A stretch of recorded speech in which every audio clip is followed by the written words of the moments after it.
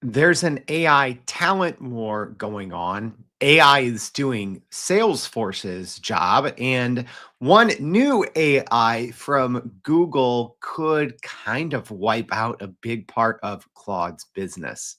All right, there's a lot of drama, new developments, and pretty breaking news happening in the AI world.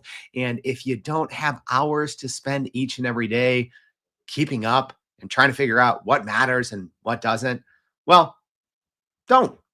Instead, spend your Mondays with us at Everyday AI.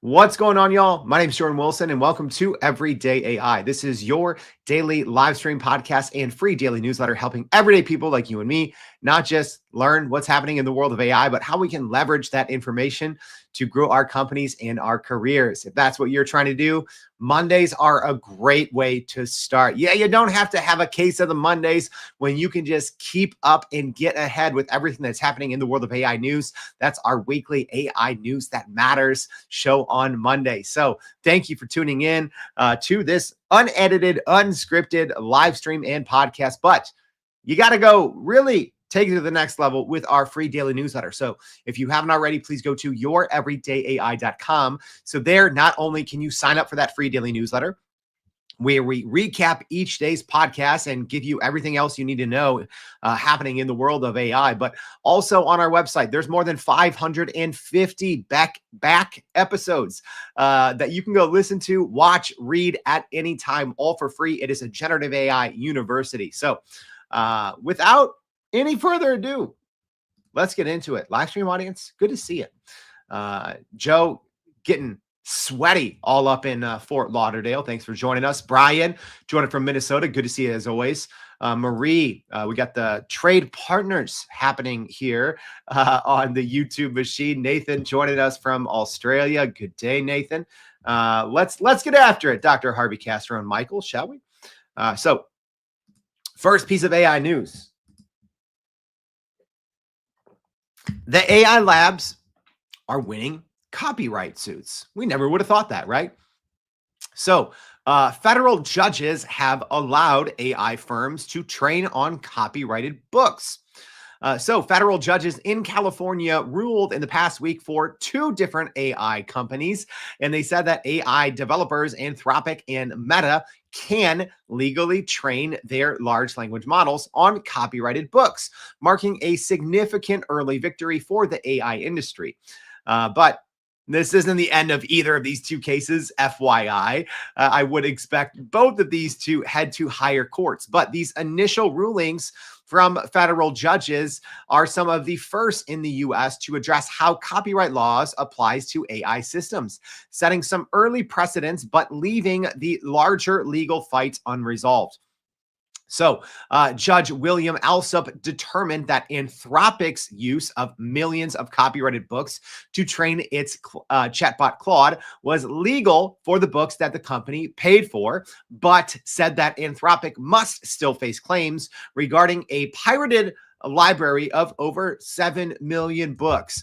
I just see now Anthropic hiring hundreds of interns to go to rummage sales and find as many of those 7 million books as possible to go scan them, because that's reportedly all that Anthropic did. Is they bought the books, they kind of took the covers off and scanned them, and then they kind of were able to prove, at least somewhat in court, that, hey, we don't spit out verbatim copies of these books. So in this initial ruling for Anthropic, they're good to go, at least on some of the books.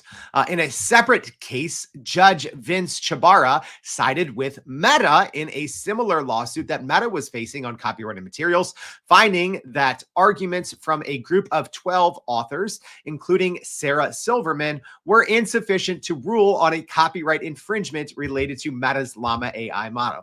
So yeah, essentially what the Meta ruling said was the judge more or less said, yeah, we can't really rule against Meta because the defendants did a kind of a poor job of going after Meta for specifically what they were asking for. So intellectual property experts cited by the Associated Press say that these cases are likely to be appealed and could eventually reach the U.S. Supreme Court, meaning the ultimate outcome for AI training on copyrighted works remains uncertain in the long run, but a pretty big win in the short term for AI companies. So right now, US copyright law, it's a little messy, and I know we have listeners from all over the world, but here's the thing. The biggest AI companies are in the US. So I do assume that whatever kind of precedents from a legal perspective are set here, even though those may not be applied unilaterally throughout the globe, obviously, that's going to be the benchmark that other courts in other countries start with, right? Whatever rulings, if any, were made in the US, because that is where the biggest AI players are.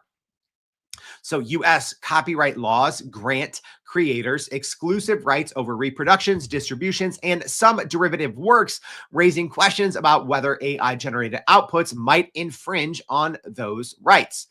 So legal experts warn that while these rulings give AI companies some breathing room, the broader issue of compensating rights holders and limiting AI outputs that resemble original works is far from settled. And I would agree with that. And this isn't going anywhere anytime soon. And like we've talked about previously on the show, the biggest domino to fall is obviously going to be the New York Times versus OpenAI case that has been open now since late 2023. It was December 2023.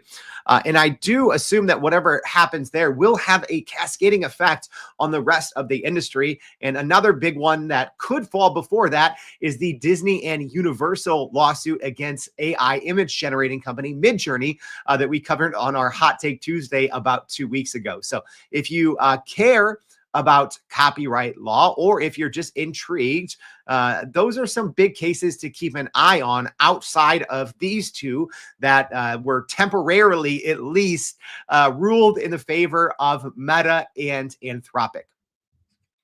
So yeah, what do you guys think? What do you guys think? I like this comment here from Michael on YouTube. He said, OMG, AI companies are about to ravage the free little libraries. Yeah. It's going to be interesting, even on this very small piece where the judge essentially said, hey, Anthropic bought these books and scanned them, and the companies weren't able to show that you could directly reproduce their works in these large language models. So yeah, I'm wondering if there's going to be a resurgence of book buying specifically just to train large language models. Clearly, it's already happening, and I would guess with this recent ruling, yeah, that might set a wave of similar aspects in motion. All right, more lawsuits. This one with OpenAI. So OpenAI has been hit with a lawsuit from IO, a startup led by Jason Rugolo, over the name of its upcoming hardware startup with Johnny Ives called IO for what they are saying is a hardware device. Not a lot of details known, but more or less this is a trademark battle. And a lot of people thought that this partnership between OpenAI and famed Apple designer Johnny Ive was kind of halted because it was essentially scrubbed from a lot of places online, including OpenAI's website. So a lot of people were like, oh, this means the project has gone under. It looks like it's just a temporary trademark dispute. So more on this. The dispute became public after OpenAI CEO Sam Altman posted private email exchanges with Rugolo on Twitter, showing that the latter had pitched OpenAI for a $10 million investment and later sought a partnership. Altman decided to decline to invest, citing that OpenAI was quote unquote working on something competitive, and later referenced Johnny Ive, the former Apple designer, as leading OpenAI's new hardware division. The lawsuit, though, claims that OpenAI knew about IOs. I think that's how I'm going to say it out loud here, right? IO, which is the OpenAI Johnny Ives collaboration, IO, versus IO, IYO. All right. So OpenAI, the lawsuit claims that OpenAI knew about IO's technology and branding through meetings with Altman's investment firm and Johnny Ives design company as early as 2022, according to the lawsuit. And like I said, OpenAI did recently scrub all IO branding and mentions from its website after a court granted a temporary restraining order in IO's favor on June 22nd, following the trademark lawsuit that was filed on June 9th. So OpenAI's hardware team testified that its device is not an in-ear or wearable device, which is what IO's product is, right? It was essentially kind of like I won't say clunky, but it's a large, think of it as like an AirPod, but like much larger. It almost fills your ear. And then there's some AI capabilities in there. So essentially, we got some confirmation on what this new project from OpenAI is not. So it is not something that is going to go in your ear. And it's apparently not going to be called IO. They may rename this or they may fight these trademark claims. So yeah, pretty interesting here on how Sam Altman decided to deal with this. Essentially got ahead of it after people assumed, right? So essentially it just went quiet, right? All of this OpenAI and Johnny Ive's partnership information that OpenAI had posted about on social media and on their website went down. And then, the internet rumors started swirling around like, oh my gosh, this thing is already, this multi-billion-dollar acquisition is already in the tanks. And then essentially Sam Altman came out, shared the receipts, shared the screenshots, right, where Rugolo was kind of hounding OpenAI to invest in his IO technology. They said no. And then now we see IO, a new hardware division, come out. So yeah, I don't think this lawsuit is going to really lead to anything, right? It's not going to take down this new hardware company that is working on a product that we said or that we reported earlier might not come out until late 2026. And a lot of people are saying it is a kind of a third hardware device. It's not supposed to compete with a laptop or a phone. So a lot of people are saying it's kind of a hardware piece that you might slip into a pocket or something like that. And it's going to potentially pick up information from your surroundings and then pair that with your OpenAI data. That's kind of the best reporting that we've seen so far. But some slight road bumps on the path so far. Yeah, live stream audience, what do you think? Is this a legitimate complaint? I don't know. It's not the same name. It's not IO. It's IYO. And yeah, there's some receipts going back a couple of years showing that Jason Rugolo was trying to meet with OpenAI and Sam Altman and, getting some conversations going. But, ultimately it seemed like Sam Altman said, yeah, we're not going to do that. We're going to just do something better. So I don't know how far back OpenAI's IO naming went, or if that's something that they came up with recently. I guess we'll find that out through court discovery if this does go that route. But I would assume that this is going to either get squashed pretty quickly or OpenAI is just going to announce a new or a different name. All right. Next piece of AI news, 11 Labs has launched 11 AI, a voice assistant that executes tasks in real time. So 11 Labs, which a lot of people know as the just kind of probably the leader in AI text to speech. They've introduced their voice activated AI assistant that can perform actionable tasks across connected digital tools, marking a pretty big step beyond just their text to speech platform. The alpha version of 11 AI is now live at 11.ai. That's the website, allowing users to issue spoken commands such as planning their day, updating project management tools, or researching prospects using integrated services. So, unlike most existing voice assistants that are limited to simple conversation, 11 AI is designed to carry out sequential and productive actions by connecting with third-party apps and also internal tools. The system currently supports integrations with platforms like Perplexity, Linear, Slack, Hacker News, and Google Calendars, with connections planned to roll out weekly. And here's the pretty exciting thing. It's built on the Model Context Protocol, or MCP, a standardized API framework for AI that enables seamless integration with services such as Salesforce, HubSpot, Gmail, and Zapier, and also supports custom MCP servers for enterprise workflows. I'm excited about this one. Personally, if I'm being honest, I don't use 11 Labs a ton. It's one of those pieces of software that I've been paying for since it came out, and I don't know why.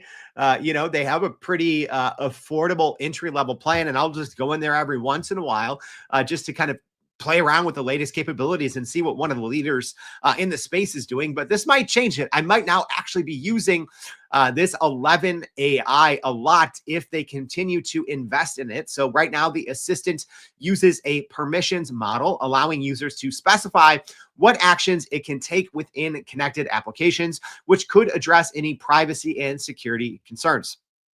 11 Labs is positioning 11 AI as a direct competitor to new actionable agents, such as the new one from Perplexity, their iOS app, which I think is really good, Amazon's Alexa Plus, the Alexa that's finally getting smarter. And we saw that up to 1 million people have been invited to try out Alexa Plus. It's been a very, very slow rollout, right? But Alexa, through their partnership with Anthropic Claude, is apparently going to be a little less dumb in the near future. So we'll see how this stacks up against the others. And obviously, if you follow the show at all, you've seen that Apple's smarter Siri has gotten pushed back like 20 times. It gets pushed more than a kid on a swing. It's just keeps getting punted down and along the road. So who knows if we'll ever actually see a smarter AI Siri that you can talk to conversationally, and you can have these follow-up questions. But hey, I like what Perplexity and now 11 Labs are doing by competing in the space where there is a huge gap. And also 11 Labs taking a pretty unique approach by leveraging the very popular MCP standard that was developed by Anthropic and has been adopted by just about everyone. All right. Some breaking news here. The U.S. Senate has struck a deal to pause state AI regulation in exchange for federal funding. That is if this big, beautiful bill, as it's actually being called here in the U.S., passes. So this is contingent, and this is just hours old. So I haven't even seen a lot of mainstream media report on this yet, but here's what's happening and here's why this is important. So U.S. lawmakers have reached a deal to temporarily block states from regulating artificial intelligence for 5 years if they want access to $500 million in federal AI infrastructure and deployment funds, according to recent reports. This is from The Hill. So the compromise was negotiated between Senators Marsha Blackburn and Senate Commerce Chair Ted Cruz, and it reduced the original proposed moratorium from 10 years to 5. So essentially, this is part of this big, larger bill that happens a lot in the U.S. And if you're wondering, like, what is this? This is essentially a budget bill, and it's been codenamed the Big Beautiful Bill. I don't understand, but it has not passed yet. And this kind of AI piece, yeah, there's like dozens of things that are just grouped into this bill. A lot of pork, what we call it. Here in the US, everyone's, trying to get their certain provisions in or out. So this spending bill is, quite ridiculous if you look at it. And it's always ridiculous, right? And this isn't a political thing, right? But just how the US in general and how the government spends money is out of control. Anyways, there was this 10-year ban that said, but there wasn't an option. So before that was included in this bill, that was apparently going to cause a lot of U.S. senators to vote against it, specifically Republicans who are in the majority. So they needed to get more Republicans on board in this 10-year AI state ban was apparently and reportedly a pretty big holding point from keeping the larger bill from moving forward. So now there's kind of this compromise that it's a 5-year ban that states essentially can't come up with new laws regulating AI and instead have to kind of follow the federal government's lead. But also now there's at least choice. So it's more or less, hey, if you want a big piece or if you want your state's piece of this federal funding, billions of dollars in federal funding for AI, for broadband, and some other things, you have to kind of stop regulating AI at the state level. So it seems like, at least right now with this latest compromise, that it's gone down. It's a little less strict, and it's, instead of 10 years, it's 5. Also, the updated provision now exempts state laws focused on unfair or deceptive practices, children's online safety, child sexual abuse material, and publicity rights. So Blackburn is a vocal advocate for online child safety, highlighted the need to protect progress made by states in regulating big tech and AI. So the deal comes as Congress continues to struggle with passing comprehensive legislation to oversee the digital space and protect consumers from potential AI harms. So the new measure survived review by the Senate parliamentarian Elizabeth McDonough, who ruled it did not violate the Byrd rule and could be included in the reconciliation bill. So yeah, there's kind of a lot in the weeds here, but essentially how this 10-year ban that was included in this bill, right? You have to vote for the whole bill. So, this 10-year ban on states regulating AI was apparently causing a rift in the Republican Party that has the majority. So all they have to do is just get all of their members to be on board with the rest of this bill to get it sent through. But now this AI compromise could be one of the things that now pushes them to get this through. Some lawmakers, including Senators Ron Johnson, Josh Hawley, and Rep. Marjorie Taylor Greene, have previously opposed the AI moratorium, and it remains unclear if their concerns are fully addressed in this new version. So now the Senate is expected to vote on the broader package as early as today, which includes this new updated AI provision as they meet with as they try to meet President Trump's July 4th deadline. And that's an arbitrary deadline. It's not like if this thing doesn't pass, it's not going to happen. But this one's pretty interesting, y'all. And I was kind of shocked to see this 10-year ban included in the original bill. And I said, at least online in some online discussions, I'm like, there's a 0% chance this thing gets passed as is. Number one, it violated the bird rule. There were some questions on the constitutionality of this clause, but now it is more of like an opt-in. It's more of like, hey, if you want hundreds of millions of dollars, right? The federal government has set aside hundreds of billions of dollars in funding in infrastructure projects, and they're essentially saying, if you want a piece of this big $100 billion AI pie, your state essentially has to agree not to come up with any state laws regulating AI's development. And one of the big reasons, and if you don't pay attention a lot to politics, I was a political reporter in a former life, so I understand this, right? And this happens all the time, at the federal, state level, everywhere, where sometimes you're voting on a bill and there's, dozens or hundreds of provisions, right? So a lot of times they're trying to balance, what are these things that are causing people to not vote for this whole bill, so the Republican majority can pass their spending bill more or less. And this AI, not allowing any states for 10 years to come up with any laws surrounding AI was absolutely bonkers. So I still think 5 years is kind of wild. I would have expected maybe a 2 or 3 year potential ban, kind of aligned with current President Trump term.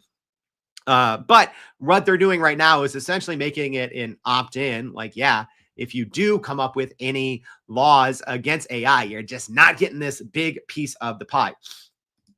Joe here saying, I don't have any confidence in the US government to figure out how to regulate AI. States are at least a bit more agile, but I doubt they could figure it out either. Joe brings up a pretty good point. If I'm being honest, I kind of agree with Joe. I've covered, both state, local, and a little bit of federal politics in my time previously as a reporter. And even at the federal level, I mean, you have Congress people who literally don't even know what the internet is or how it works. So I don't have any level of confidence in the federal government to legislate or regulate AI development. But I think that's the whole point. I think right now, this current administration doesn't really want any rules or regulations as it comes to AI's development, because essentially it is an AI arms race, the US against China. So the federal government doesn't want any states, holding their federal progress back. But, all you really have to look to right now is, number one, is this going to be the final compromise that makes its way in this big, beautiful bill that will be voted on any hour now? And what is California going to do? Because California right now is the only state that actually matters, because that is where all of the big AI labs are located, right? Google, OpenAI, Meta. I guess the one big exception to that rule is Microsoft, which is headquartered in Washington. But for the most part, Anthropic as well in California. Almost every single big AI company is in California. So, we'll have to see if this is actually what happens and what California decides to do. Do they care about that federal funding, or might they just pass some AI regulation, since the majority of the world's AI development actually comes out of the state of California? So keep an eye on what California does. Speaking of California, one of the big companies there, Anthropic, just released a pretty big update to their Claude platform. So Anthropic has rolled out some new features for Claude, its consumer-facing AI app and website, making it easier for non-technical users to build software simply by chatting with Claude.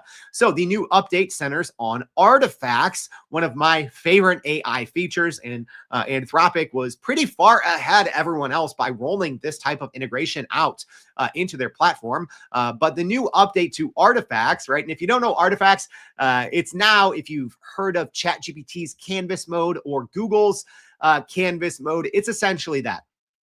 Think of it as a side-by-side window, and you can dump a bunch of data, on the left side, and then Claude Artifacts will build something on the right side. And if you've been following our AI at Work on Wednesday series that we started about a month ago, we do a lot of work inside Claude Artifacts and ChatGPT Canvas and Google Gemini Canvas. So this new update to artifacts essentially is you can build and share artifacts, which isn't new. But the new thing is you can embed their Claude AI technology in any artifacts that you create. So this is pretty cool, right? So essentially now you can build an app without any code, right? But even within that web app, right, you can embed AI functionality in there without really being a developer or even knowing how it all works, right? So you could, as an example, upload all your data, create a little web app, and then in that web app that you could then share with people, you can embed AI technology. So the users could go in and essentially use a version of Claude that lives inside of your artifact. All right, so pretty exciting development there from Anthropic. But if I'm being honest, Google's had this, right? And we demoed this, I think, 3 weeks ago on our AI at Work Wednesday. And it's actually so crazy because it's like hard to find inside Google Gemini's Canvas mode. And they didn't really make a big deal out of it when they announced it at their I/O conference in May.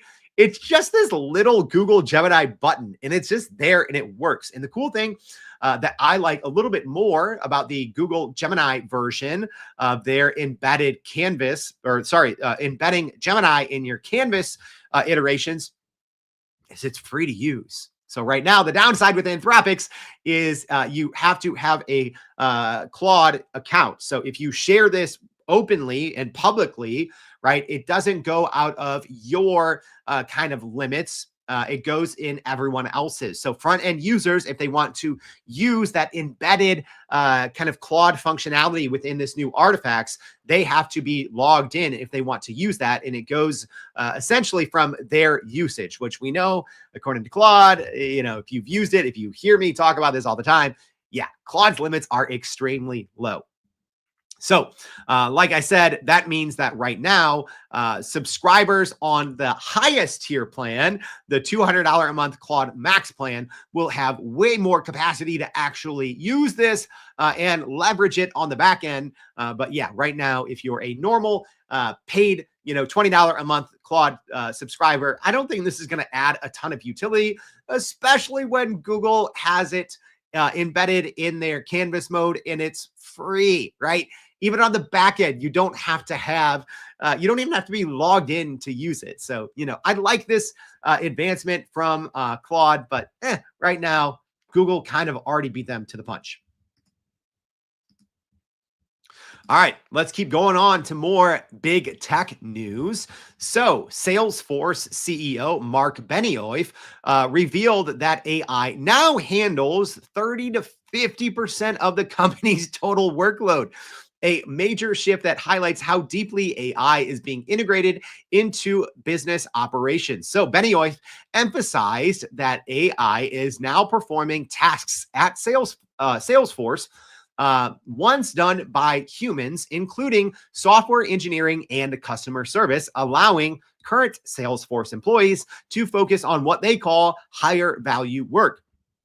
The company also aims to have 1 billion AI agents by the end of the year, as 65% of companies are experimenting with AI agents based on an April survey from management consulting firm KPMG.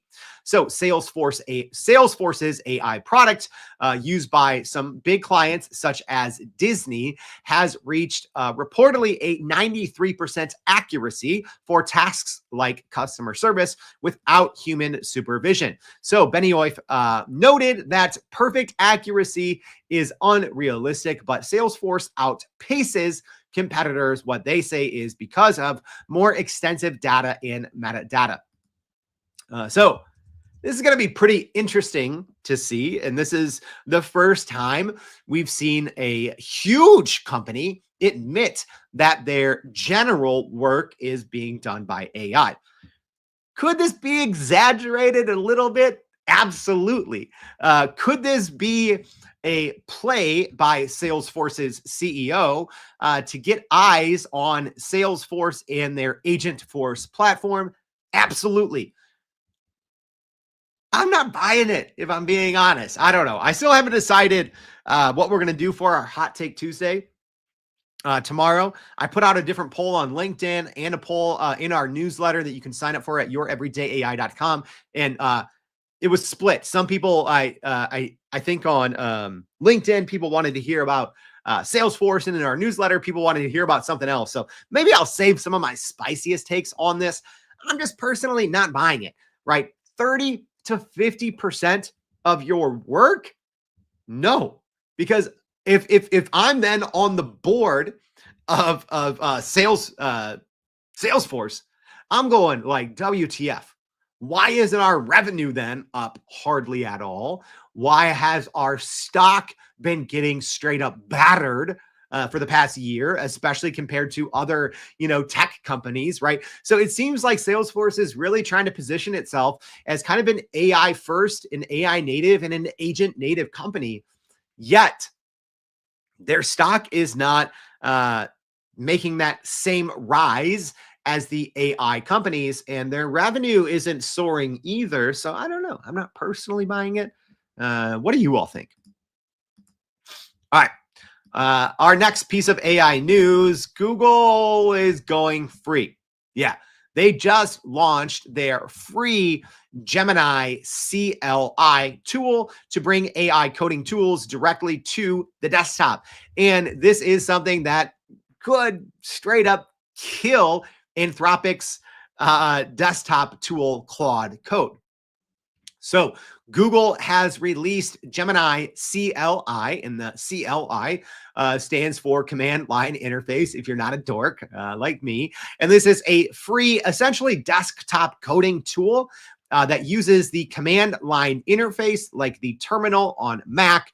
And it gives developers direct access to the Gemini 2.5 Pro models. And it's unlimited. It is free. Well, it's not unlimited, but it's essentially unlimited. I think there's very few people that will be able to hit the number of tasks that there's a limit on. So it's essentially unlimited. It is free and it is open source. And when I saw this news, so I obviously saw it before it was announced. And when it was announced, I'm like, yeah, this is gonna crush.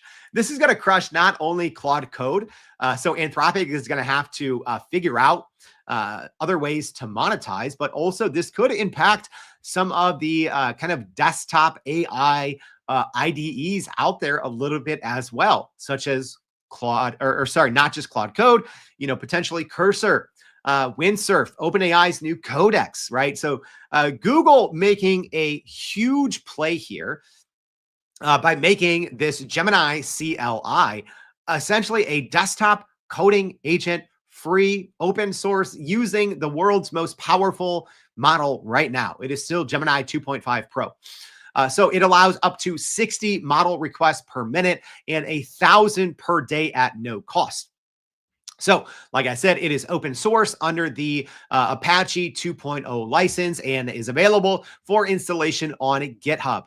So developers can use Gemini CLI for coding tasks such as writing, debugging, generating content, conducting research, managing tasks, software development, just about anything that you would want to do in the software development realm. The tool is integrated with Gemini Code Assist, which is Google's AI coding assistant, and is accessible as well in Visual Studio Code for users on free, standard, and enterprise plans. So this one's interesting, right? And I'm obviously, following a lot of the discussion online, and I don't know if I'm Anthropic, I'm not super happy about this, right? Because I think a lot of their revenue obviously is coming from people in software development, coders, engineers, etc. So when Google offers this free open source tool that is essentially unlimited, yeah, I do assume they're going to get a big chunk of Claude Code users, people that are relying on Claude Code, which is a paid tool and it's not cheap, as well as people using Cursor. So it should be interesting to see what happens here as this continues to gain adoption. All right. Our last, well, technically story and a half here. There has been an all out AI hiring assault over the last week and change, with Meta poaching top researchers and developers from OpenAI. So, first, Meta has hired at least 8 OpenAI researchers in the last week and a half, according to reports. So that is from the information and from the Wall Street Journal. So they've hired at least 8. Meta has hired at least 8 researchers from OpenAI in the recent weeks. And this aggressive recruitment follows Meta's April launch of its Llama 4 AI models, which reportedly fell short of CEO Mark Zuckerberg's expectations. So what happens, is Meta's Llama 4 didn't really make a big enough splash. And then ever since, they've been either acquiring companies, right? They spent $14 billion for a 49% stake in Scale AI and having its leadership team lead Meta's new super intelligent team. So that was a multi-tiered play, because not only do they now get a huge chunk of revenue from that 49% equity in Scale AI and have its founder now, or its CEO now running Meta's super intelligence teams. But now a lot of their big tech competitors have obviously stopped using Scale AI, which is, really big in the AI data labeling space and model evaluation. So not only is that a big investment in terms of Meta's potential top line, but also it does hurt their competitors. And now, speaking of hurting their competitors, they're just going after anyone and everyone at OpenAI. So this hiring spree highlights the escalating competition for AI talent, with OpenAI CEO Sam Altman last week claiming that Meta has offered signing bonuses of up to $100 million and annual salaries at more than $100 million, though Meta's CTO, Andrew Bosworth, says that the real offers are not really that much and much more complex than that. The rivalry between Meta and OpenAI is intensifying as both companies race to build the most advanced AI systems and secure the top AI researchers in the field. And reportedly, these researchers that Meta poached from OpenAI are some of the researchers that helped develop their reasoning models and some of the brightest minds at the company. So pretty big. And then our last AI news story, which is related to that. Well, on the backside, OpenAI is reportedly kind of scrambling to kind of get all their ducks in a row and strengthen their team. So OpenAI is facing an intense talent war after Meta has recruited up to 8 senior researchers from the company to join its super intelligence lab. So Zuckerberg, like we said, had reportedly offered bonuses and salaries as high as $100 million, which is a figure confirmed by multiple sources. And like we said, but Meta said not really true. But here's the most recent new news on this ongoing escalation between the two companies. So Mark Chen, OpenAI's chief research officer, reportedly just addressed staff in a forceful memo on Slack, which was reportedly leaked to or obtained by Wire. And it expressed a sense of violation and promising aggressive action to retain key researchers. So OpenAI leadership, including Chen and Altman, are working, quote unquote, around the clock to talk to employees with competing offers, recalibrating OpenAI's compensation and exploring new ways to reward and recognize top talent. So despite the push to keep researchers, Chen emphasized fairness and said that he would not retain employees at the expense of equity among staff. So the internal memo reportedly included encouragement from other OpenAI research leaders, urging staff to reach out if pressured by Meta's exploding offers, and highlighted the company's support system. Yeah. So even the headline or the subhead here in Wired was OpenAI leadership responds to Meta offers, quote unquote. It's like someone has broken into our home. Wow. So the competition for AI researchers is heating up across Silicon Valley, with Meta targeting talent from both OpenAI and Google, while Anthropic is seen as a less of a cultural fit for Meta, poaching leaders there. Also, OpenAI employees are reportedly working up to 80 hours a week, prompting the company to kind of shut down for the week.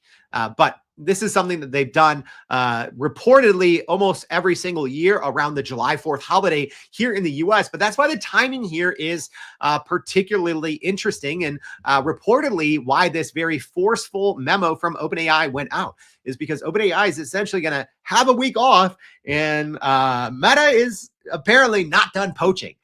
So it's going to be interesting to revisit this in the coming weeks and see what happens and see if this is something that is eventually going to tilt the scales in favor to Meta. So whether we see a Llama 4.5 or a Llama 5, I would expect their next version of their large language model to be extremely competitive, whereas a lot of people, including myself, didn't even really expect a lot out of Meta's Llama 4, and I was not personally impressed, but I am impressed very much so by the recent moves from Meta and what this ultimately means for the long term. All right. That's it for the AI news, but a really quick roundup of what's new and what's next. So some recent releases and some recent rumors or upcoming releases. So Twitter's Grok 3.5 is no longer. Elon Musk confirmed that instead they're just going to skip 3.5 and said that Grok 4 will be out around July 4th. I wouldn't hold my breath. There has been about a couple hundred delays, through everything that Grok has been, talking about and, releasing the weights and all that stuff. So I wouldn't hold your breath on that if you're a Grok fan. Google Gemini scheduled tasks is out to paid users. So check your account for that. There's no dedicated UI for it on the front end, FYI, but there is a setting for your scheduled tasks. Google has also rolled out a Gemini model that runs on robots locally, which we covered in the newsletter last week.